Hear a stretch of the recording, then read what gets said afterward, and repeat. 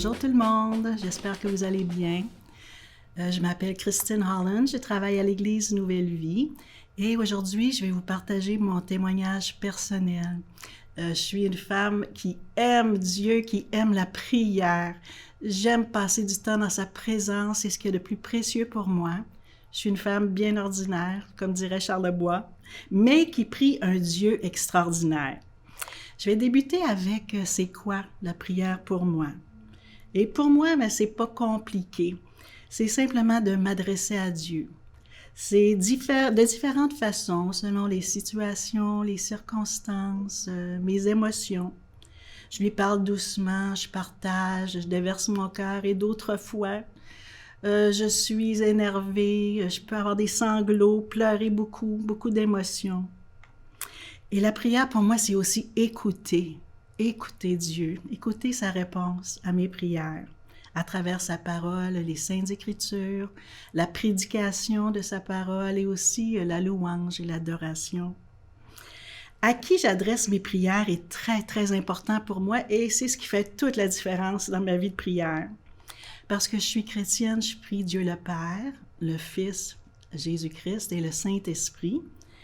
Et quand je prie, je sais que je m'adresse à l'être le plus puissant de tout l'univers, rien de moins. Marvel peuvent aller se coucher. Je prie le Dieu qui peut tout, pour qui tout est possible. Le Dieu qui aime que je le prie, qui aime qu'on le prie. Et le Dieu qui est accessible. En tout temps, lieu, circonstance, Dieu est disponible. Pas besoin de prendre de rendez-vous, pas de protocole compliqué. Pas 3-4 intermédiaires avant d'arriver à Dieu. Un seul intermédiaire, et c'est Jésus.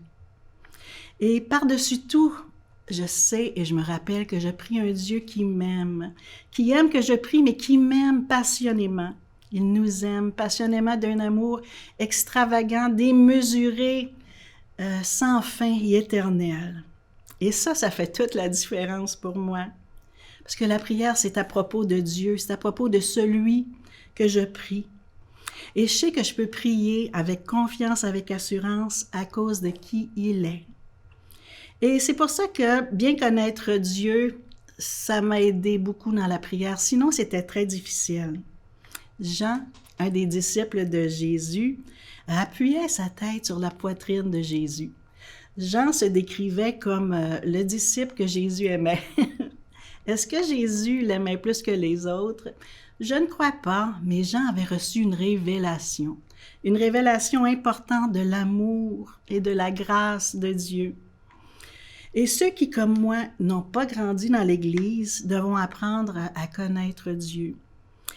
Avant d'être capable de prier avec confiance et même avant d'être capable de nous approcher de Dieu. Je vais vous partager brièvement comment je me suis approchée de Jésus. C'est un cheminement, un parcours, et je crois que vous allez tous vous retrouver quelque part sur ce parcours. Avant de rencontrer Jésus, je croyais à un Dieu, un être supérieur, à quelque part, probablement dans le ciel. Et un jour, j'ai crié à Dieu. J'ai crié au secours. J'ai demandé de l'aide à Dieu. Et alors Dieu m'a présenté Jésus. Lorsque j'ai crié à Dieu, il m'a présenté l'amour. L'amour a un nom, Jésus. Lorsque j'ai crié à Dieu, Dieu m'a présenté sa grâce. Et la grâce aussi a un nom, c'est Jésus. C'était trop beau pour être vrai, c'était incroyable. Trop merveilleux ou magnifique comme un rêve. Alors j'ai commencé à regarder Jésus de loin parce que je ne le connaissais pas beaucoup. Moi, je croyais que tout s'était terminé à la croix, alors que c'était seulement que le début. Et j'ai commencé à le regarder de loin, avec mes doutes, mes questions, mes peurs. J'attendais, m'attendant à ce qu'il change sûrement d'idée, m'attendant de recevoir un refus lorsqu'il comprendrait qui j'étais réellement. Et j'ai commencé à connaître Jésus un petit peu plus, toujours en passant plus de temps dans la parole de Dieu, les évangiles, surtout le Nouveau Testament, en écoutant les prédications, les messages, la louange. Oh, la louange et l'adoration ont transformé ma vie. Et je m'approchais quelques pas à la fois et j'attendais pour voir si c'était bien vrai. Plus je passais du temps dans la parole de Dieu et la louange, plus j'apprenais à connaître Jésus. Et à force de m'avancer tranquillement et de vérifier à chaque fois, un pas à la fois, je suis arrivée au pied de la croix. Et j'ai vu Jésus de très près cette fois. Je vais vous partager une petite histoire vécue. Je vais vous la lire. Un grand critique d'œuvres d'art, très reconnu, regardait une peinture de Jésus bébé dans les bras de sa maman. Mais quelque chose n'allait pas. Il ne savait pas si c'était l'angle, la profondeur, la façon dont la mère tenait l'enfant, les montagnes à l'arrière. Quelque chose n'allait pas dans cette toile. Puis, à force de l'examiner, il se demanda s'il était possible que cette œuvre d'art ne soit pas faite pour un musée, mais plutôt pour être placée dans un endroit de prière. Il se mit à genoux devant la toile et tout ce qu'il vit changea. Tout devint parfait. Et pour moi, ça a été pareil lorsque j'étais au pied de la croix. J'ai commencé à voir la splendeur de Jésus. J'ai commencé à voir et expérimenter sa puissance et sa douceur, sa majesté et son humilité de cœur. Expérimenter intimement sa grâce, son soutien, sa force, son aide continuelle et constante. Je m'imaginais, je me voyais au pied de Jésus, avec beaucoup de larmes parce qu'il m'avait beaucoup pardonné, tout comme la femme dans l'Évangile, qui lava les pieds de Jésus de ses larmes. Je m'imaginais rester là avec lui, rester plus près de lui. C'était devenu rapidement mon endroit préféré, ma résidence, mon refuge. J'ai commencé à imaginer aussi me blottir tout contre lui, comme Jean, et ensuite me laisser enlacer dans ses bras d'amour. Le psaume 139 nous dit « Tu nous entoures par derrière et par devant, et tu mets ta main sur moi. Une science aussi merveilleuse est au-dessus de ma portée.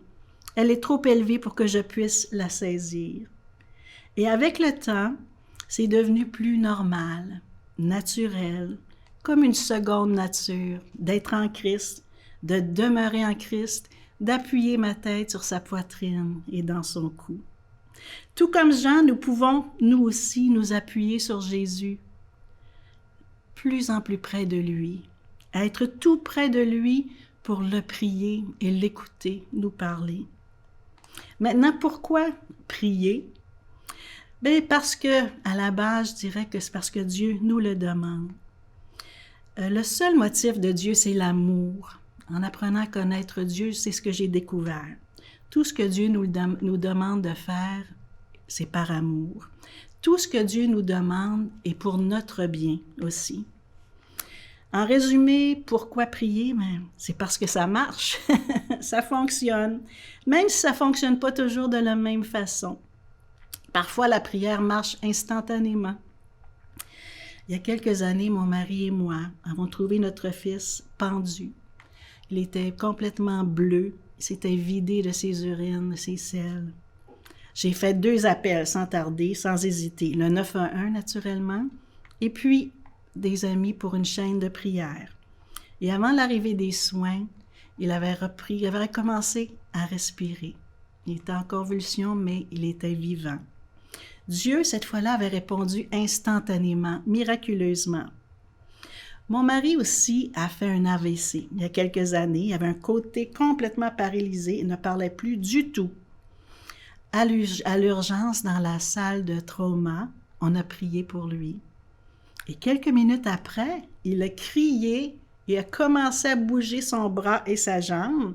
Avant même de recevoir quelque médication que ce soit, le médecin était tellement étonné qu'il ne savait plus s'il devait lui donner l'injection selon le protocole. Encore là, Dieu avait répondu instantanément, miraculeusement. Une autre fois encore, je suis allée prier avec un groupe de femmes de prière sur un coin de rue dans la ville où il y avait la prostitution. Le terrain était vacant.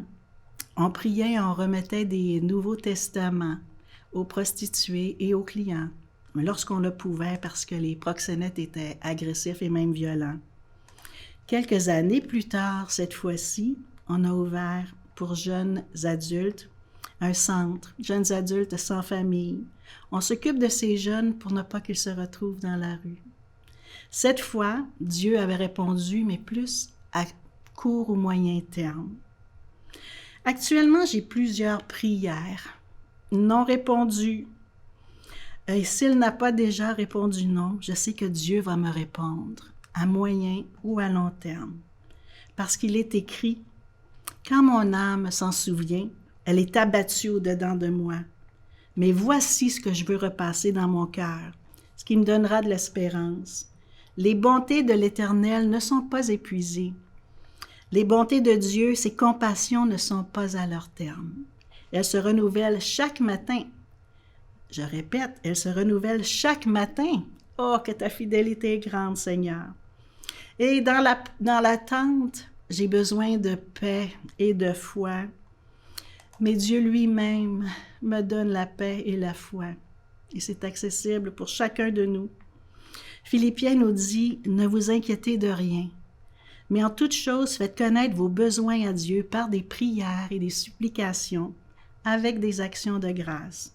Et la paix de Dieu, qui surpasse toute intelligence, gardera vos cœurs et vos pensées en Jésus-Christ. » Et Dieu nous donne aussi la foi. Même ses propres disciples lui ont demandé, « Seigneur, augmente notre foi. » Andrew Murray a écrit, « La foi a partout été la condition pour la manifestation de sa présence. La foi, c'est l'arrêt de tous nos efforts naturels. La foi est la confession de notre impuissance, qui s'appuie sur les promesses de Dieu, en réclamant leur accomplissement. La foi est de se placer doucement dans les mains de Dieu, afin qu'il fasse son œuvre en nous. Ce que vous et moi devons faire maintenant est de prendre le temps que cette vérité prenne forme devant nous et en nous dans toute sa splendeur. N'est-ce pas que c'est beau? Maintenant, quand prier, c'est différent pour chacun. Et moi, je trouve que ça varie aussi selon les périodes, les saisons de nos vies. J'ai remarqué que c'est important de le faire intentionnellement. Sinon, dans mon cas, en tout cas, la paresse ou l'oubli prend le dessus. C'est important de mettre du temps à part pour prier. C'est important de mettre intentionnellement du temps à part pour être avec Dieu. Moi, personnellement, j'aime beaucoup prier, passer du temps très tôt le matin avec Dieu. J'aime donner les prémices de mon temps à Dieu.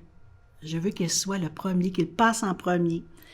J'aime que mes premières pensées soient pour Dieu. J'aime que Dieu soit la première personne à qui je parle. Et j'aime que Dieu soit la première personne qui me parle le matin. Ça donne le ton tellement à ma journée. Je prie le matin tôt, je lis sa parole, je le loue, j'écoute. Toujours les mêmes choses qui reviennent, mais ça marche. Et aussi, Dieu nous demande de prier en tout temps, de toujours prier sans cesse qu'il nous demande. Alors, ça devient un mode de vie, en plus du matin, de le faire durant le jour, dans la voiture, quand j'ai des moments libres. Et ça devient naturel, ça devient continuel. Avant de terminer, j'aimerais m'adresser à vous qui regardez. Peu importe qui tu es, peu importe où tu es, aujourd'hui, maintenant, que tu connaisses Dieu ou pas, que tu sois près ou loin de Dieu, Jésus t'aime d'un amour éternel. Jésus est pour toi, n'est pas contre toi, il est pour toi, il te tend la main. Jésus attend ta prière. Sois sans crainte aussi parce que rien ne peut nous séparer de son amour. La parole nous le dit. Et dans les quelques secondes qui nous restent, j'aimerais prier avec vous, prier pour vous.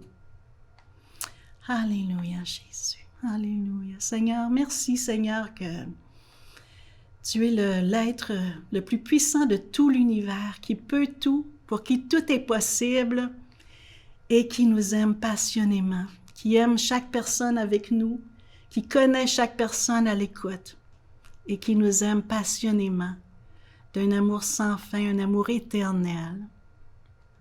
Seigneur, on te demande que ton Saint-Esprit, Seigneur, vienne nous révéler qui tu es. Accorde-nous, Seigneur, de nous approcher de toi, à chaque personne, Seigneur, qui écoute. puissent s'approcher de toi davantage, Seigneur. Révèle-nous, Seigneur, à quel point, Seigneur, nous sommes aimés, chéris, importants à tes yeux, Seigneur. Et Seigneur, merci, Seigneur, de recevoir chaque prière aujourd'hui, maintenant. Merci de te révéler à chaque personne tangiblement. Et merci, Seigneur, de bénir abondamment, richement, chaque personne à l'écoute. Amen. Merci. Bonne journée.